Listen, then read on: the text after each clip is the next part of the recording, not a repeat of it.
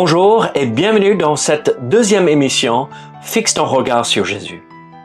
J'espère que le temps que nous avons passé ensemble la semaine dernière en regardant la parole de Dieu ensemble vous a encouragé dans votre marche avec le Seigneur.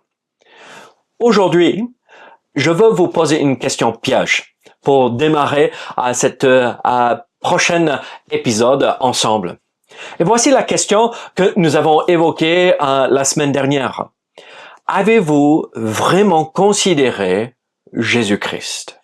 Je ne sais pas pour vous, mais si j'entends quelqu'un me poser cette question, la première chose qui vient à l'esprit, c'est ceci. Qui est cette personne?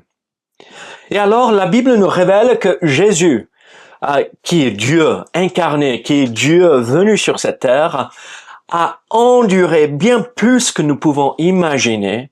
Pourquoi? Pour quelle raison? Afin de nous offrir la vie éternelle. Permettez-moi de vous relire ce passage dans Hébreux chapitre 12, verset 3 à nouveau. Hébreux chapitre 12, verset 3, où la Bible nous dit ceci. « Considérez, en effet, celui qui a supporté contre sa personne une telle opposition de la part des pécheurs, afin que vous ne vous lassiez point, l'âme découragée. » Alors, c'est cette première phrase qui m'interpelle à nouveau. Et le problème en tant qu'humain, en tant qu'homme, en tant que femme, si vous êtes une femme, c'est que nous fixons notre regard pas sur Jésus-Christ, mais sur les mauvaises choses. Et dans la foi, dans la religion, dans ce milieu spirituel, trop souvent, les gens fixent leur regard sur autre chose que Jésus-Christ. On regarde la forme et pas la personne. Trop souvent, on se concentre sur les prédications que nous avons entendues, sur les églises et les fautes que peut-être les églises ont faites, sur la doctrine, sur les expériences religieuses et sur les personnes. Malheureusement, trop souvent, sur les personnes qui se disent chrétiennes. Le vrai problème, en fait, c'est ceci. On peut parler du christianisme sans vraiment considérer Jésus-Christ. Les amis, le centre de la foi chrétienne n'est pas une église, n'est pas une personne, n'est pas une religion.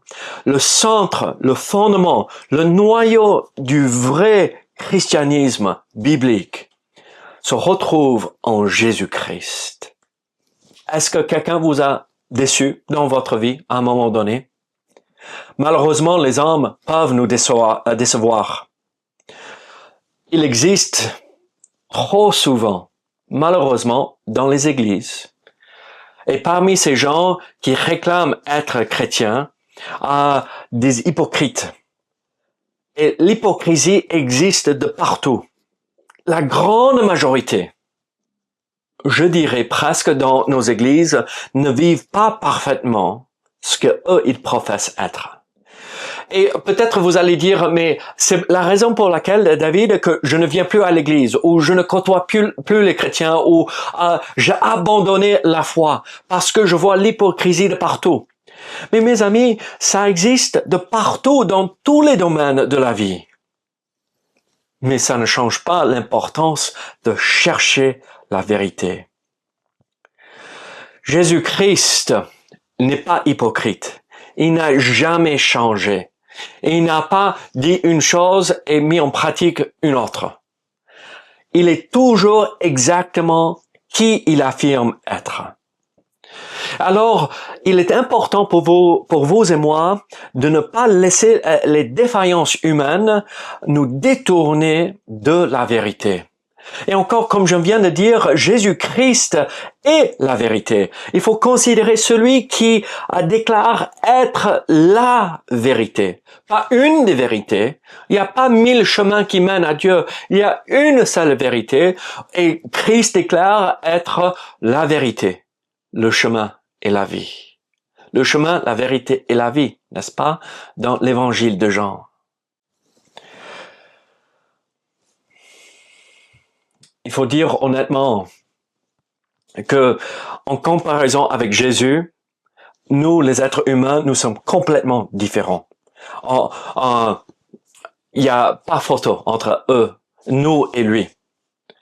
Notre condition, c'est ceci, nous sommes tous pécheurs, nous cherchons notre propre volonté, on s'intéresse à moi et à nous et pas aux autres la grande majorité du temps. Même si on fait un effort, même si nous avons été bien éduqués, même si on a reçu un enseignement de bonne moralité quelque part, éventuellement, on tourne notre regard à nous-mêmes. Aucun de nous est parfait. Mais Christ est parfait. Jésus-Christ est sans péché. Et il a toujours recherché, pas sa propre volonté, mais la volonté du Père céleste, Dieu assis sur son trône. Quand nous réfléchissons à Jésus et qu'il est la vérité, il y a quelque chose au centre de ce message de vérité. Il y a un cœur du message très important à saisir. C'est que Jésus a porté nos péchés. Nos péchés ont été placés sur lui quand il était cloué à la croix. Et il a souffert énormément pour payer la dette que moi je ne pouvais pas payer, que vous ne pouvez pas payer. Et en fait, il a vécu la souffrance la plus profonde. Imaginez avec moi ce qu'il a supporté, ce qu'il a traversé afin de nous offrir le salut. Lui, qu'il a eu une relation parfaite avec le Père, qui n'a jamais eu sa relation brisée, le Père a détourné son regard de lui. La communion parfaite était brisée à cause du péché que Christ a porté. Et ce qui est malheureux dans cette situation, c'était pas son péché qu'il a porté, mais mes péchés. Pourquoi Christ était prêt à faire cela? Parce qu'il nous aimait avec un amour parfait.